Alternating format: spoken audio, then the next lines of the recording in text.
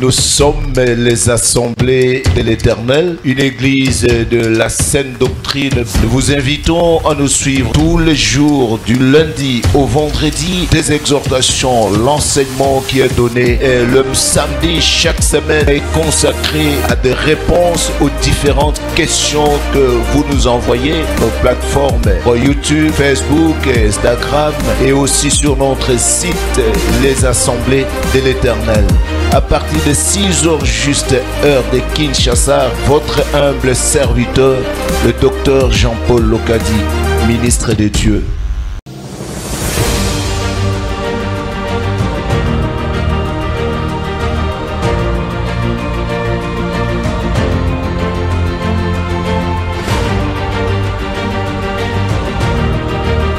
À cette télévision, la chaîne de la saine doctrine. Nous vous saluons, très chers bien-aimés, de partout où vous nous suivez. Vous tous à qui le Très-Haut fait grâce de la vie ce matin. Bonjour et bienvenue à notre programme habituel d'exhortation de cette matinée.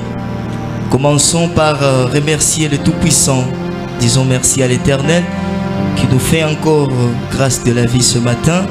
Nous allons reconnaître l'immensité de sa bonté et ses hauts faits envers nous, mais aussi lui recommander le déroulement de ce programme. Implorons l'assistance du Très-Haut, que le Seigneur puisse nous accompagner durant tous ces moments que nous allons passer devant sa face. Prions tous au nom du Seigneur Jésus. Saint, Saint est l'Éternel Dieu. Tu mérites, Seigneur notre Dieu, que nous puissions te rendre grâce, que nous puissions bénir ton Saint-Nom. Grâce à toi. Merci, Seigneur, pour cette opportunité que tu nous accordes, cette grâce que nous avons de ta part, que de se délier devant ta sainte présence en ce moment. Merci pour le souffle de vie que tu nous offres, que tu nous accordes. Merci pour la bonne santé. Merci pour ta protection, tout ce que nous avons de manger, de boire, de vestimentaire. Seigneur notre Dieu, tu nous accordes tout ce qui contribue à la vie et à la piété. L'immensité de ta bonté, de ton amour ne cesse de se manifester. Voilà pourquoi, Seigneur notre Dieu, nous te sommes plus que reconnaissants. Nous te rendons grâce, nous bénissons ton Saint-Nom. Nous te disons encore une fois merci, Seigneur. Ceux qui sont dans des hôpitaux, nous ne sommes pas, Seigneur, meilleurs plus que les autres, où il n'y a rien de spécial que nous avons offert ou que nous avons fait pour mériter une si grande faveur de ta part. Mais c'est tout simplement une démonstration de l'immensité de ton amour envers nous. Oh Dieu, nous te sommes reconnaissants. Seigneur, accepte de te rassembler avec nous. Accepte, Seigneur, de nous diriger durant ces moments, de nous assister, de nous conduire. Que ton Esprit Saint puisse, Seigneur, nous diriger et nous accompagner en toutes choses. Que tout ce qui sera fait soit fait selon ta volonté, Seigneur Dieu. Et que tout plan de l'ennemi, toute perturbation qui viendrait du matin se voie être anéantie, condamnée et rendue nulle et sans effet. Au nom puissant du Seigneur Jésus. Confie la parole au Éternel puissant. Très chers bien-aimés, nous allons nous présenter devant la face du Seigneur, devant son trône de grâce pour implorer sa miséricorde, pour implorer le pardon ainsi que la faveur divine sur tout un chacun de nous. Que l'Éternel daigne user de bonté et de miséricorde qui nous agrée en sa présence. Et l'homme de Dieu va continuer à supplier, à solliciter la faveur du Très-Haut sur tout un chacun de nous. Prions tous au nom du Seigneur Jésus. Que ta faveur et qu'il te plaise, Seigneur notre Dieu, d'user de bonté à notre égard. Déverse sur ton peuple. Accepte, Seigneur, de m'agréer favorablement ta sainte présence. comme il est écrit, Seigneur Dieu Tout-Puissant, que nous puissions nous approcher devant ton trône de grâce pour obtenir grâce et miséricorde et secourir à nos besoins. Seigneur notre Dieu, voici, j'implore ta miséricorde, j'implore ta faveur, j'implore ton pardon. Il te plaise, Seigneur éternel, d'user mes frères à mon égard. Accepte, Seigneur, mon Dieu, pour moi, que je puisse bénéficier de ta faveur, que je puisse bénéficier de ton pardon. Oh Seigneur, je t'en supplie, mon Dieu, pour moi. Oh Dieu, use de bonté, de grâce et de miséricorde, Seigneur, compréhension facile. Toi qui vis au toutes choses. Toi le Dieu puissant, le Créateur, le Prince de la paix, Seigneur, de me purifier, de me sanctifier, sois célébré, éternel Dieu d'amour, tant de la chair que de l'esprit. Oh mon Seigneur et mon Dieu, mon Seigneur et mon roi, daigne m'agréer devant ta face. Accepte-nous à ta présence. Regarde, Seigneur, favorablement vous tous, éternel Dieu Tout-Puissant, qui nous sommes présentés devant ta sainte présence en ce moment. Que tu puisses user de bonté, de grâce et de miséricorde à notre égard, Seigneur.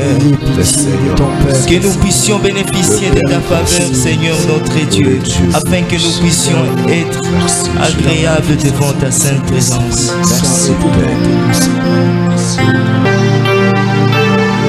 Bien-aimés, nous voulons passer à l'étape où nous allons suivre la parole du jour. Que tout un chacun de nous puisse se recommander au Seigneur et recommander également ce moment. Dis à l'Éternel Dieu de t'enseigner au travers de l'instrument qu'il s'est choisi. Prions tous au nom du Seigneur Jésus. Père de tout le temps, le Seigneur, le Seigneur. Seigneur notre Dieu, c'est pour nous enseigner que tu nous as approchés devant ta sainte présence. Soit ton nom, encore cette portion du jour. Fais grâce au Seigneur Père où de nous enseigner au travers de l'instrument que tu de Dieu le puissant de Jacob. Dispose, Seigneur, notre cœur. Ton nom soit dispose, éternel Dieu Tout-Puissant, notre être intérieur. Dispose notre intelligence, Seigneur. Toi, c'est lui qui est. Que ce moment, Seigneur, nous soit profitable, éternel Dieu. Utilise l'instrument que tu t'es choisi. Encore une fois. Toutes sortes de distractions, Père très saint. Nous approchons le ministre des dieux. Nous vous saluons tous, serviteurs, frères et sœurs, à travers la planète, chacun selon son heure, son temps, son pays, son continent. Nous sommes en train de parler et poursuivre notre exhortation autour des diverses manifestations de l'esprit et spécifiquement autour du fruit de l'esprit. Parce que nous rappelons toujours que lorsque le Saint-Esprit vient à nous, il est clairement dit qu'il nous apporte tout ce qui contribue à la vie et à la piété au moyen de la connaissance, pour qu'il nous soit assuré de la part de Dieu les plus grandes et les plus précieuses promesses que le Seigneur ne peut faire qu'à ceux-là qui le reçoivent, à ceux-là qui reçoivent le Saint-Esprit. Nous avons expliqué que l'une des manifestations du Saint-Esprit vient à travers les dons spirituels. Et les dons spirituels consistent à cette manifestation qui nous sert du côté service divin, qui nous sert à nous mettre en œuvre pour ainsi et servir le Seigneur, chacun selon la portion de responsabilité spirituelle qu'il a reçue de la part de Dieu. Tandis que le fruit de l'esprit, ce fruit ne nous sert pas du côté service divin, mais cela est la manifestation de la vie de Christ en nous et entre nous et parmi nous, et envers le monde aussi. Ainsi, nous sommes en train de parler sur Galates, chapitre 5, et nous lisons le 22e verset. C'est là que nous sommes en train de parler ce jour-ci, parce que nous avons toutes sortes de manifestations du don spirituel et du fruit de l'esprit à travers ce passage. On passe à la lecture avant de poursuivre. Mais le fruit de l'esprit, c'est l'amour, la joie, la paix, la patience, la bonté, la bénignité, la fidélité, la douceur, la tempérance. Amen. Amen. Le fruit de l'esprit, c'est tout ce qui est cité dans ce passage. Et nous avons déjà parlé de l'amour, nous avons parlé de la bonté, nous avons aussi parlé de la patience, nous avons touché les éléments sur la tempérance et nous avons aussi touché certains éléments sur la paix. Alors aujourd'hui, nous ne sommes plus sur la paix comme autrefois, mais nous sommes en train de toucher la fidélité. Vous savez, mes bien-aimés, lorsque le Saint-Esprit vient dans l'homme et que ce Saint-Esprit pousse des racines comme étant une sémence, et si l'Esprit est planté dans un homme, l'Esprit produit non seulement la patience, la bonté, l'amour, mais l'Esprit produit aussi ce que l'on appelle la fidélité. Pour faire de nous des hommes et femmes fidèles. Parce que le Seigneur ne tolère pas l'infidélité. Alors c'est par le Saint-Esprit que nous devons être véritablement des hommes et femmes fidèles. Et que nous puissions vivre la vie de Dieu. Et que nous soyons réellement des hommes dignes de confiance. Vous savez, la fidélité est parmi les 3 éléments les plus essentiels, même de la loi de Dieu. Le Seigneur Jésus, en venant ici sur la terre, et lorsqu'il était au jour de sa chair, il avait déclaré, il avait décrié le comportement des pharisiens et des sadducéens, en disant qu'il est parfaitement d'accord avec les pharisiens, par le fait qu'il donne la dîme, même des petites choses. Mais il n'est pas d'accord avec eux parce qu'ils oublient les choses fondamentales, les choses les plus importantes de la loi, d'où la fidélité. Si nous lisons Matthieu 23 et le 23e verset, nous pouvons trouver cette disposition de l'Écriture. Matthieu chapitre 23, nous lisons au nom du Seigneur Jésus. Amen. Amen. Malheur à vous, scribes et pharisiens hypocrites, parce que vous payez la dîme de la menthe, de l'âneth et du cumim, et que vous laissez ce qui est plus important dans la loi, la justice, la miséricorde et la fidélité. Cela, c'est qu'il fallait pratiquer sans négliger les autres choses. Amen. Amen. La justice, la miséricorde et la fidélité sont les choses les plus importantes de la loi. Il était d'accord avec les pharisiens, avec les sadducéens, avec les docteurs de la loi, par le fait que ces gens-là ne négligeaient pas les toutes petites choses. Parce que pour donner la dîme de l'âneth, du cumin et de toutes petites sortes de grains, ils étaient en train de tout compter et de donner. Mais là où Dieu les a échappés, c'est parce qu'ils avaient oublié les choses les plus importantes de la loi. C'était la fidélité, c'était la miséricorde et la pratique de la justice de Dieu. Voilà les choses les plus importantes de la loi. Vous savez, un homme fidèle tel que l'Écriture le montre, C'est un homme est parmi les hommes les plus importants. Un homme qui est miséricordieux et un homme juste.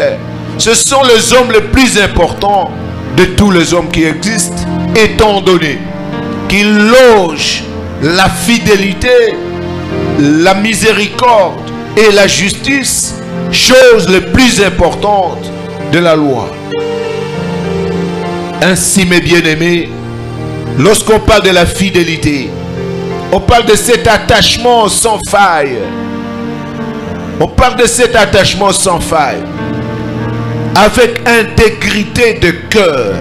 Parce qu'un homme est fidèle, c'est un homme qui est attaché à ses engagements, à sa parole, à la parole donnée, et d'une manière infaillible, et d'une manière intègre. Un homme qui n'a pas double cœur. C'est un homme respectueux de ses engagements.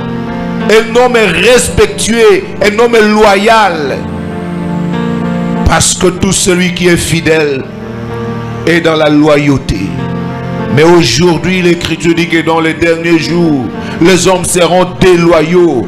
Donc des hommes qui n'auront pas la loyauté.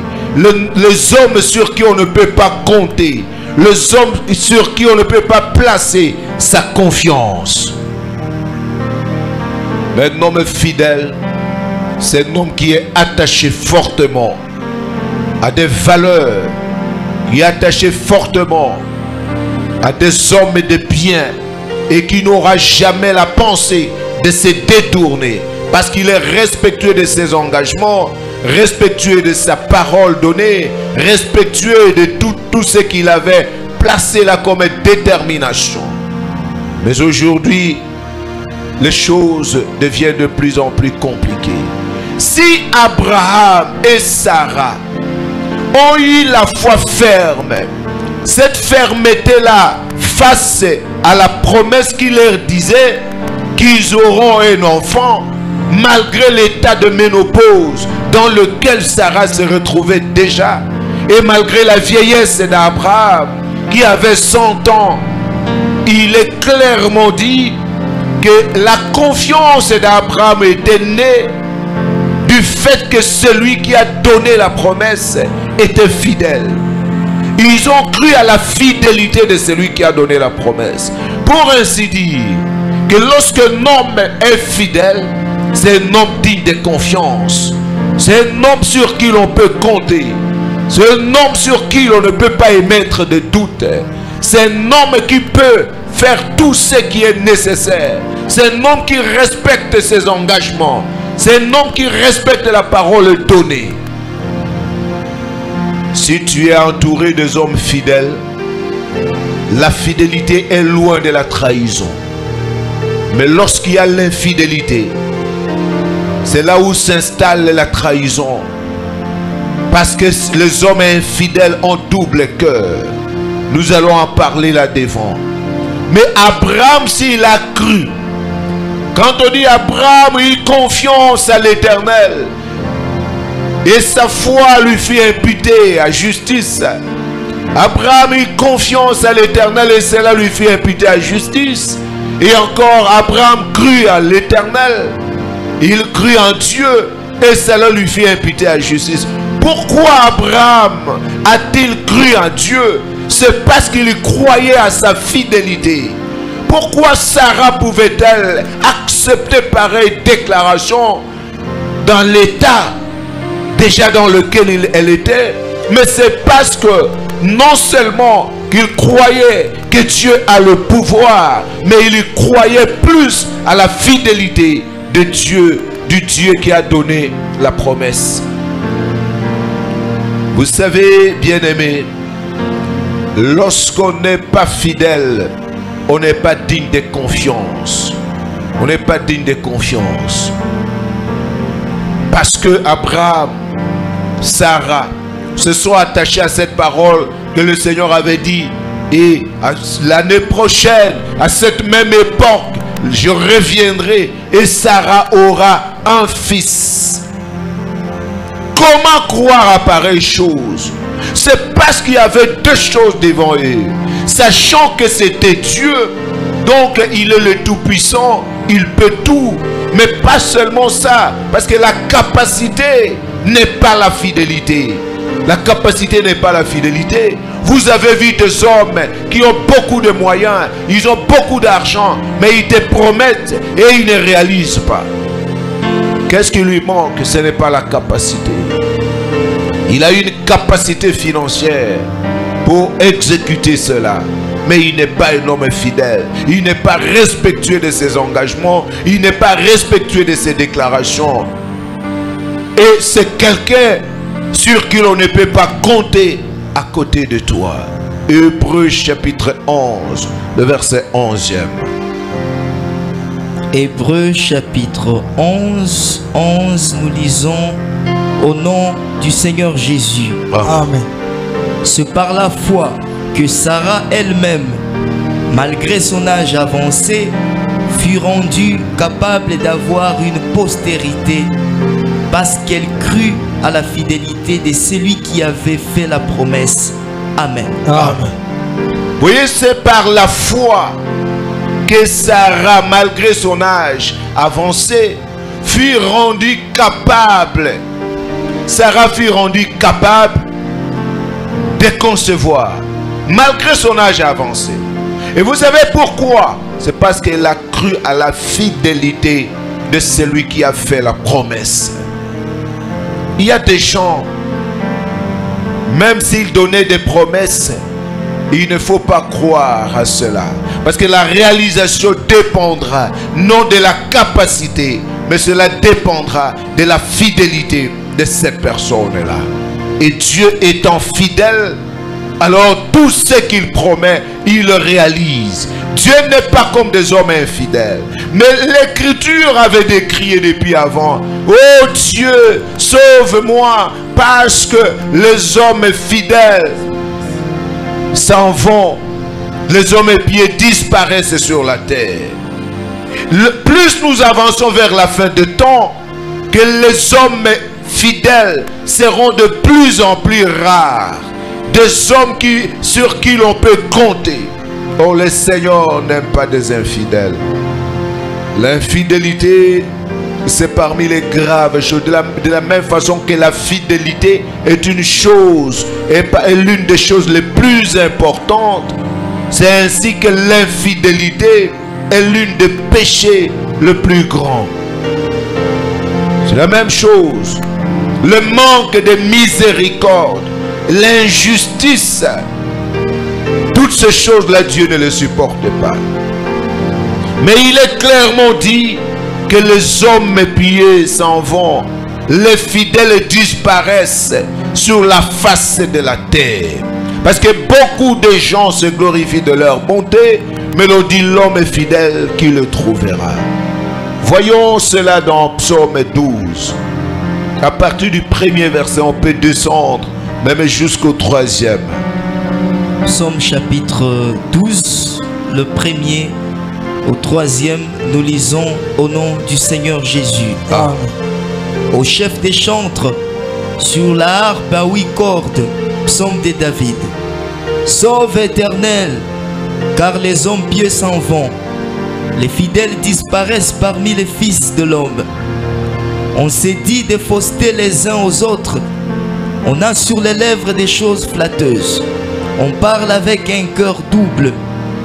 Que l'Éternel extermine toutes les lèvres flatteuses, la langue qui discourt avec arrogance. Amen. Amen. On se parle, on se dit de fausseté, de flatterie. L'on parle avec un cœur double. Si tu as à côté de toi un homme qui a un cœur double, ne crois pas ce qu'il te dit. C'est ce qui amène beaucoup de problèmes même dans l'œuvre de Dieu. Il te montre autre facette, mais sa manière d'agir est totalement contraire à ce qu'il t'a dit, totalement contraire à ce que tu espères de lui, totalement contraire à toutes ces déclarations. Parce qu'il n'y a qu'un cœur double. Donc, ayant le double cœur, il y a un cœur qui peut dire ceci, mais il peut agir avec un autre cœur. Mais l'Écriture déclare que l'homme sage a son cœur à droite Il n'a qu'un seul cœur. Même ceux qui croient, on dit ceux qui croyaient, étaient dans un même lieu. Ils n'étaient qu'un cœur et qu'une âme. C'est la volonté de Dieu. Ô sauve, ô Éternel, car les hommes pieds s'en vont. Les hommes fidèles disparaissent parmi les fils de l'homme. Les fidèles sont en train de disparaître. Et à ce temps-là, les gens se parlent avec flatterie. Et ces personnes-là agissent d'une autre manière. Et ils disent autre chose et ils font autre chose. Parce que l'infidélité s'accompagne toujours de l'hypocrisie, de la duplicité. L'hypocrisie, la duplicité sont les vrais compagnons. Et la dissimulation sont les vrais compagnons de l'infidélité. Parce qu'un homme infidèle ne fait pas ce qu'il dit et il n'est pas ce que vous voyez, ce que vous constatez en lui. Et c'est un homme qui vit dans la duplicité, donc il a deux faces. Qui vit dans l'hypocrisie, c'est qu'il montre autre chose et il fait autre chose. Des hommes comme ça, le Seigneur n'est pas d'accord avec eux. Le Seigneur, sachant que les hommes fidèles disparaissent parmi les fils de l'homme, alors le Seigneur a mis un mécanisme que par le Saint-Esprit, nous ayons la fidélité en nous-mêmes. Pour que nous soyons fidèles à l'Éternel, fidèles aux hommes de Dieu et fidèles à l'Écriture, à la parole de Dieu. C'est ainsi. Notre fidélité s'étend sur ces axes. Nous devons être fidèles devant Dieu, c'est-à-dire face à l'Écriture et la parole de Dieu. Et nous devons être fidèles aux hommes de Dieu pour que nous puissions les rassurer. Pour que lorsqu'on est à côté de l'homme de Dieu, que l'homme de Dieu puisse avoir confiance sur nous.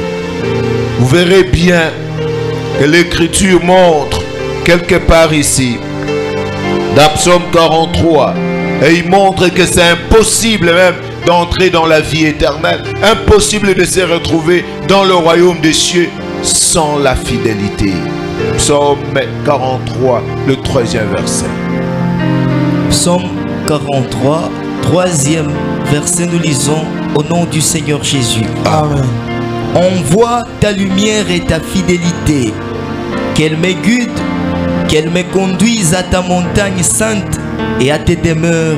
Amen. Amen. Amen. Personne ne peut être conduit à la montagne sainte, ni demeurer auprès de l'Éternel, si cette personne n'a pas reçu la lumière et la fidélité. La lumière, c'est la connaissance de la parole de Dieu. La lumière, c'est la connaissance de l'évangile. C'est la sagesse et l'intelligence spirituelle. Mais la lumière seule ne suffit pas. Il faut aussi la fidélité. Parce qu'un homme fidèle, même face à l'Écriture, il agira fidèlement selon ce qui est écrit. Il ne pourra s'en détourner ni à gauche ni à droite. Voilà un homme fidèle. Il agit selon les termes de la parole de Dieu. Mais il y a de ceux qui prennent des engagements tout en sachant au-dedans d'eux qui ne vont pas le respecter. C'est de l'infidélité purement et simplement. Tu peux être infidèle face à l'Éternel, c'est-à-dire face à l'Écriture, à la parole de Dieu. Et tu peux être infidèle face à l'homme de Dieu. Et tu peux aussi, dans un cadre ordinaire, être infidèle face à ton épouse, face à ton époux. C'est à cause de cela que le Seigneur, considérant la grandeur du péché de l'infidélité, il a même dit que si quelqu'un répudie sa femme, sauf pour infidélité, et en épouse une autre, il commet adultère. Combien même que nous ne sommes pas en train de parler sur le divorce, sur le mariage, le divorce ou les remariages. Mais c'est pour montrer seulement la gravité des faits. Que lorsqu'on se sépare par cause d'infidélité, alors le Seigneur considère que c'est justice. Il considère que c'est justice. Mais où sont les hommes fidèles. Parce que dans Proverbe 20, le 6e verset, il est clairement dit que les hommes se glorifient de leur bonté. Ils se glorifient de leur bonté. Mais l'homme fidèle qui le trouvera. L'homme fidèle qui le trouvera. Nous passons à la lecture. Proverbe chapitre 26. Nous lisons au nom du Seigneur Jésus. Amen. Beaucoup de gens proclament leur bonté, mais un homme fidèle qui le trouvera. Amen. Amen. Amen. Mais un homme fidèle qui le trouvera. Beaucoup d'hommes proclament leur bonté. Oh, j'ai fait ceci. Oh, j'ai fait telle chose. J'ai fait telle chose. Mais est-ce que tu l'as fait fidèlement? Tu peux servir l'Éternel, mais tu ne l'as pas servi fidèlement. Tu peux appliquer une écriture, mais tu n'as pas appliqué cela fidèlement. Tu peux faire telle chose ou telle autre chose. Est-ce que c'est avec fidélité? Parce que dans la fidélité, il y a l'exactitude, avec le respect de tous les principes. As-tu agi de cette façon-là? N'avez-vous pas vu, par exemple, Anania et Saphir venir faire la même chose que faisaient les frères et sœurs? Ils ont amené aussi leur argent, ils ont déposé aux pieds des apôtres. Mais l'infidélité était en eux. Parce que ça n'était pas exactement ce qu'ils disaient. Ils avaient pris une partie, ils avaient caché à la maison. Et ils ont dit, nous avons vendu notre propriété. Et voici, nous avons apporté la totalité. Nous avons apporté la totalité. Et le Saint-Esprit voyant cela, on dit non. Pourquoi votre cœur s'est-il plaît à venir tenter le Saint-Esprit? Lorsque vous l'avez vendu, le prix n'était-il pas entre vos mains? Et avant de vendre, est-ce que cela ne vous revenait-il pas? Pourquoi avez-vous mis dans le cœur un pareil dessein pour venir tenter le Saint-Esprit? Ce n'est pas aux hommes que vous avez menti, mais c'est à l'Éternel. Ce n'est pas fidèlement qu'ils avaient agi. Ils n'ont pas agi selon ce que disait la parole de Dieu. Et ils n'ont pas fait ce qui sortait de leur cœur. Même du côté service divin. Vous avez même les responsabilités dans l'église. On doit les confier non aux hommes capables, mais aux hommes fidèles. La fidélité passe avant la capacité. Mieux vaut un homme qui a moins de capacité, mais qui est fidèle, plutôt qu'un homme qui a plus de capacité, mais qui est infidèle. C'est ça la logique de Dieu. Voyons une écriture quelque part sur 2 Timothée, chapitre 2e, du 1er au 2e verset. 2 Timothée chapitre 2, 1er au 2, nous lisons au nom du Seigneur Jésus. Amen. Toi donc, mon enfant, fortifie-toi dans la grâce qui est en Jésus-Christ. Et ce que tu as entendu de moi en présence de beaucoup de témoins, confie-le à des hommes fidèles qui soient capables de l'enseigner aussi à d'autres. Amen. Amen. Le Seigneur ne dit pas ici que l'on confie la responsabilité de la parole à des hommes capables. L'apôtre Paul écrit à l'évangéliste Timothée, qui était un serviteur fidèle à l'Éternel et qui était fidèle à l'apôtre Paul. Il lui dit, toi donc mon enfant, demeure, persévère dans les choses que tu as reçues et tu as reconnu certaines. Et ce que tu as reçu de moi, confie-le à des hommes fidèles qui seront à leur tour capables de l'annoncer à d'autres. À des hommes fidèles. Ce n'est pas à des hommes capables. Que la fidélité passe avant la capacité. et non peut-être capable de prêcher, de faire ceci ou cela. Mais s'il n'est pas fidèle à l'Éternel, s'il n'est pas fidèle à l'Écriture, à la parole et à l'homme de Dieu, c'est inutile. C'est totalement inutile. On ne peut pas confier la responsabilité à pareille personne. Parce que demain, vous aurez beaucoup de problèmes. Si aujourd'hui, dans beaucoup d'endroits, dans beaucoup d'assemblées, les gens ont eu des problèmes, c'est parce que les gens ont fait la complaisance. Et c'est cette complaisance que vous voyez aujourd'hui. Et demain, oh, ils se sont divisés. Oh, les uns ont pris des chaises. Ils sont allés faire la leur. Ils ont fait ceci. Parce que beaucoup tenaient compte de la capacité au lieu de tenir compte de la fidélité. Vous savez, les serviteurs des assemblées de l'Éternel le savent bien. J'ai toujours dit une chose aux serviteurs de Dieu. Que la chose qui peut m'inquiéter de plus, c'est lorsque je vois dans la pensée d'un serviteur de Dieu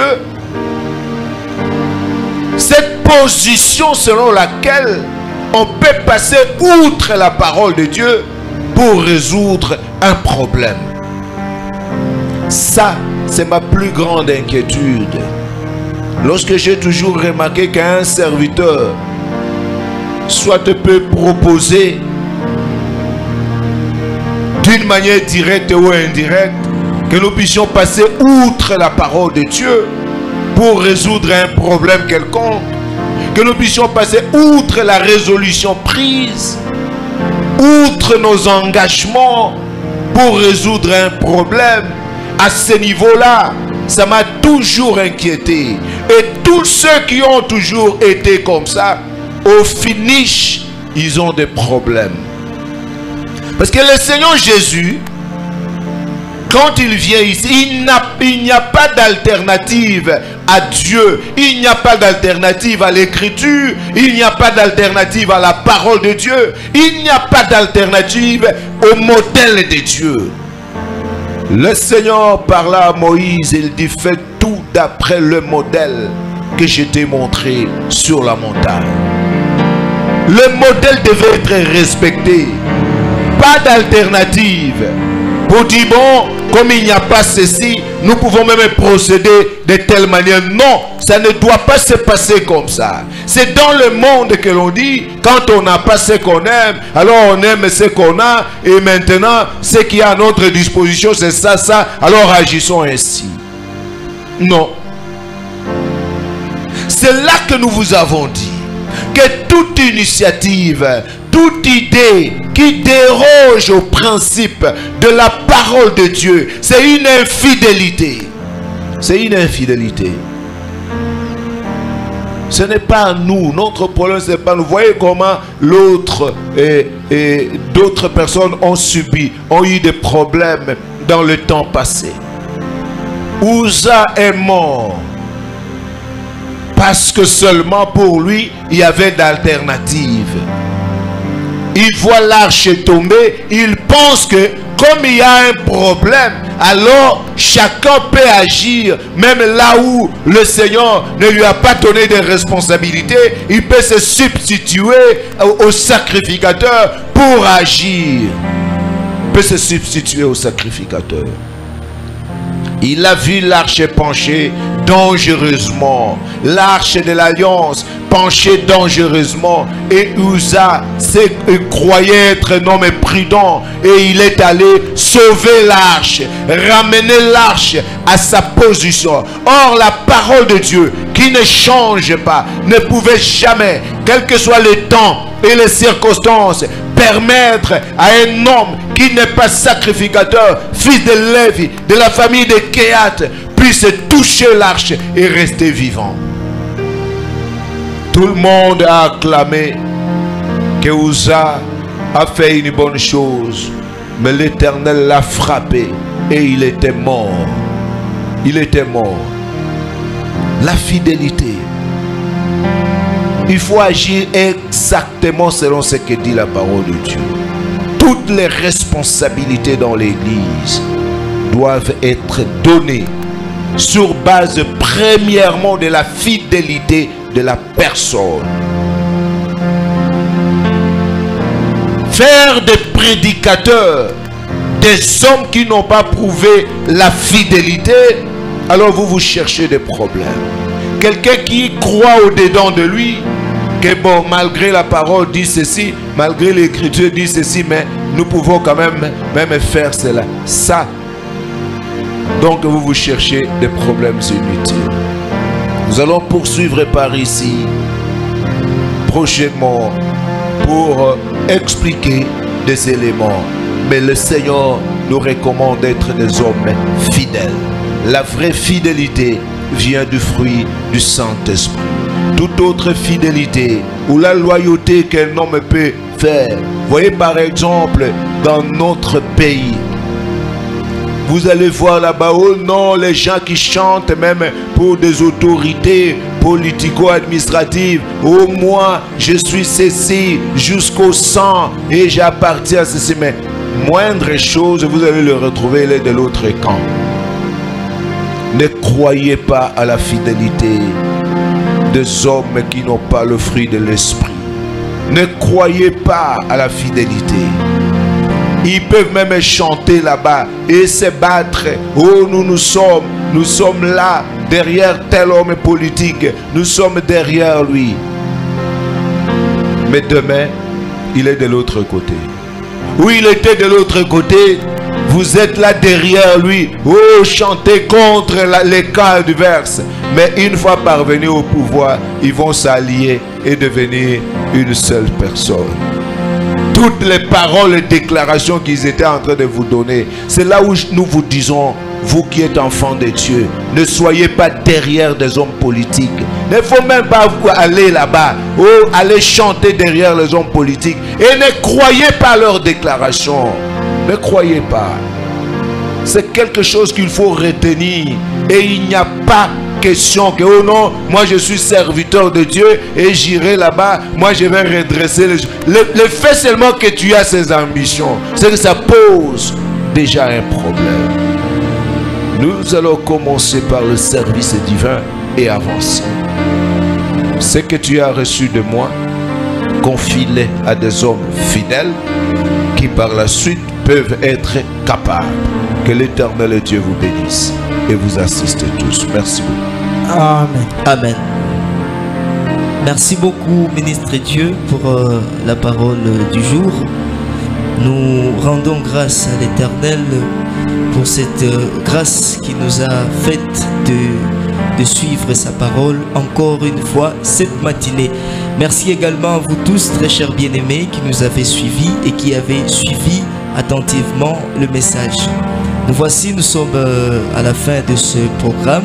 Nous allons rendre grâce au Seigneur qui a permis, qui a voulu qu'il en soit ainsi, lui recommander la suite de notre journée, mais également à la fin, l'homme de Dieu va clôturer ce programme, cette séance. Prions tous au nom du Seigneur Jésus.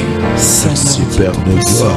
Nous te rendons grâce, Père Saint, le Maître des temps et des circonstances, toi, ô Dieu, qui a voulu et permis que nous puissions nous tenir devant ta sainte présence, afin, Seigneur, de recevoir le message de ces jours, éternel Dieu. Merci, Seigneur, pour cette faveur bien énorme que tu nous fais d'écouter ta parole. Fais en sorte, Seigneur, cela est notre vœu, que la portion que nous avons reçue, la parole que nous avons entendue, trouve place dans notre cœur, que nous puissions le mettre en pratique, Seigneur. Voici, ô Dieu, nous te recommandons la suite de la journée. Tous tes enfants vont entreprendre divers déplacements. Ça et là, tout un chacun suivant son secteur d'activité. Accepte, Seigneur Dieu, que ta bénédiction, ton succès, ta réussite et ta protection soient le partage de tout un chacun de nous. Béni soit ton nom, le Dieu Tout-Puissant, le Créateur de l'univers et de tout ce qu'il renferme. Toi, celui qui bénit ton peuple, accepte, Père de gloire, de donner à ton peuple un cœur fidèle, attaché à toi et respectueux de toutes les dispositions et de toute position de la parole de Dieu. Béni soient tes serviteurs au nom de Jésus. Amen. Amen. Merci beaucoup. Bonne journée à tous et au prochain programme. Pareillement, merci.